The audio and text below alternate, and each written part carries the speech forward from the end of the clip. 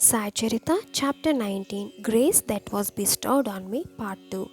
Sai is the subtler than the subtlest, greater than the greatest.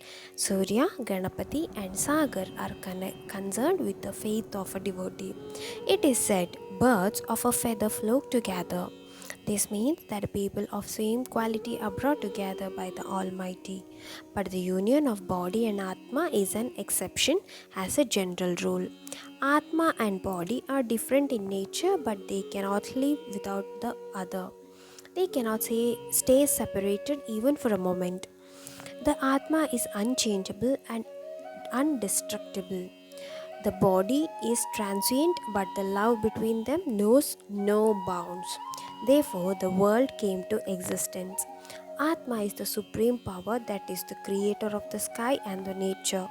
The Purush, the supreme, is the subtler than these that dissolves all sense in it. This is the highest state, and that itself is the pure Brahman. This Atma follows the path of karma in this world. The old lady named Deshmukh started fasting to get Guru mantra from Sai Baba. Seeing the old woman's insistence, Baba graced her. Baba called her lovingly. Ai, tell me, why are you so determined to fast? Why do you want to die? Baba's heart was full of love. His speech was also sweet. Baba said to her, why do you torment yourself? I am the fakir who begs for alms. You are the mother and I am your child. My guru was a great awliya. I served him as much as I could, but he would not whisper any mantra. He asked for 2 paise. I gave that. Faith, Shraddha, and patience, Saburi, were those 2 paise. Shraddha and Saburi are twin sisters. I served my Guru for 12 years. He never whispered a secret mantra in my ear. How can I whisper in yours? Baba was telling Deshmukh Bai, the glance of the mother tortoise satisfies a young one. The mother tortoise lives on the bank of the river and the child on the other bank. Their rearing is done by the exchange of glance. So I eat some food. Pay attention to me. I am whole. Look at me with full devotion. I will also look at you in the same manner. It is not necessary to be an expert in 6 Shastras. Have faith that the Guru brings happiness. He is the one who wards off evil. Guru is the image of Brahma, Vishnu, and Shankar. He who knows his reality is the blessed one in all the 3 worlds. The story convinced the old lady. She put her head on Sai's feet and gave up her fasting. While Madhavrao was narrating the story, the bell began to ring for Sai's afternoon arati. Every afternoon, before meals, the women remained standing in the masjid and the men remained below in the courtyard. Bapu Sahib Jog would take up 5 wick lamp and wave it before Baba with devotion, and the devotees sang the arati. The arati would be accompanied by auspicious instruments. Holding Hemant Pant's hand, Madhavrao took him near Baba while the arati was going on. Baba was peacefully smoking his chillam. Madhavrao himself sat at Baba's right and made Hemant Pant sit there. Then Baba asked Hemant Pant to narrate the whole incident of the old woman. The lesson that was given by Baba to the old lady Radhabai was so full of knowledge that if read daily, will pave way for real devotion towards Sai. Detach your mind from the object of the senses and concentrate on the all pervading power. Your meditation will be successful and you will achieve the goal. If you cannot visualize that, then follow the physical image of mine. Bring my image from head to foot in front of your eyes day and night. When you concentrate on me, the function of your mind will untie and distinction between the meditator. The act of meditation and the object meditated upon will vanish. Once the trinity disappears, the person doing the dhyanas reaches the supreme energy. This is the goal of dhyana. You will then you will then be one with Brahman. The glands of love of the female tortoise give nourishment to the kids over on the other side of the river. To be one with Brahman in the end of dhyana. As these words of Sai were uttered, the singing of Arati ended, and all shouted, Shri Sachidananda Sadguru Sai Ki Jai.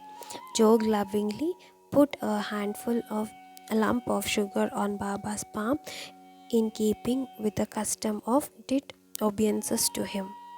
Baba put the entire handful of lump sugar in Hemant's palm and said, just as lump sugar is sweet, similarly your craving will be satisfied and your heart's desire will be fulfilled. Hemant Pant prostrated before Baba and said, please take care of me. Then again Baba gave him the moral lesson, saying, the story you have listened today, repeat it, recite it always, and remember it and concentrate on it. After it, Hemant Pant told of Baba's valuable preaching. Without having an association from some earlier life, no one can come across one another. Respect the strangers who come to your doorsteps. Offer water to the thirsty. Give bread to the hungry, clothes to the naked, and some shade to the rest of the needy. Sometimes, if you don't want to give, don't give, but at least don't behave in an insulting manner and bark like a dog at him. Anyone may call you by 100 names. Never retort with bitterness. You will gain tremendous happiness. Break down the wall between you and me. Then the way to approach each other will be clear. The sense of duality between you and me is the wall between the Guru and the disciple. Till this wall does not get completely demolished, the state of oneness is impossible to achieve. Allah is the Master. There is no other protector other than Him. He alone will show the path. When the time comes, without a moment delay, He will grant all your wishes. He will reward as per one's deed. The welfare depends upon the effort. This is the essence of this chapter. God takes full responsibility for the welfare of the persons who have fully devoted themselves to Him. This is said in the Bhagavad Gita. Same is true with Guru. On Wednesday, when Hemant Pant was chanting Ramanama, he fell asleep. In Shirdi, on auspicious day, Thursday, he had to do continuous recitation of Ramanama. So, having finished his morning ablutions, he took some flowers along with him. He set out for having Sai's morning darshan. During his walk, he heard the sweet song beautifully sung by Aurangabadkar. It was as follows: Oh my brother, I have received the collyrium of Guru's grace. I do not believe in anyone but Ram. Within me is Ram, and without is Ram. Even my dreams, it is Sita Ram. Sleeping and waking is Ram. Wherever my eyes go, they see perfect Ram. The beautiful experience of the disciple of Janardhan. I see Ram everywhere my sight moves. He was surprised when he listened to this song. We are all puppets and the mother's eye is the controller. He rightly suggested the Upasana. There was a devotee who was deeply involved in criticism of others. Sai knew about his nature. Once on the way to Lendi, along with others, Baba inquired about that devotee and was told that he had gone to the toilet. On his return from Lendi, nearby, next to her head of a pig was eating excreta with great relish. Baba pointed out to him and said, look how its tongue is enjoying the taste of human excreta. You are born as a human being after doing a lot of good deeds in your previous birth. And if you thus waste the life, what good can Shirdi do for him, who is said to ruin in himself? Baba taught that devotee, comparing his habit to that of a pig eating human excreta. Baba's words, "You will reap as you sow," are invaluable. That is respect. Baba used to say, "Surrender your mind and heart to me. Remember me continuously." Baba's ways of teaching were exceptional. Some were taught in a particular way, and some in a different way. To some, he taught directly and appeared in the dreams of others.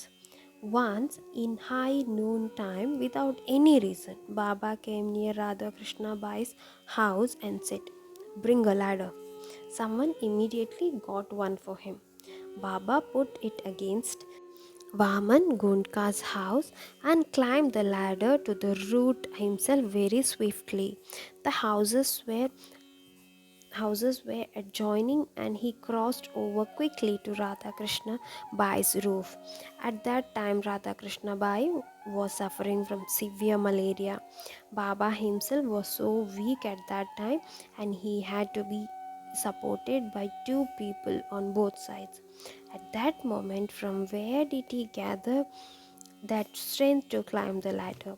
People were thinking so. Immediately, he crossed to the other side of the roof, and from eaves came down the slope and descended by the same ladder which was fixed to the wall. As soon as his feet touched the ground, he very meticulously gave 2 rupees to the person who had brought the ladder for him. People were curious and thought, how could Baba give money to that person? Somebody took courage to ask. To this, Baba replied, "Nobody should take another's labor in any way, free of charge. One should discipline oneself never to take free services from anyone." Why did Baba go to Radha Krishna Bai's house using a ladder? Nobody could understand his behavior. The aims of saints have depth. Radha Krishna Bai was fully recovered and from fever, so we can guess from this incident what Baba's aim was. Om Shri Sai Nathaya Namaha.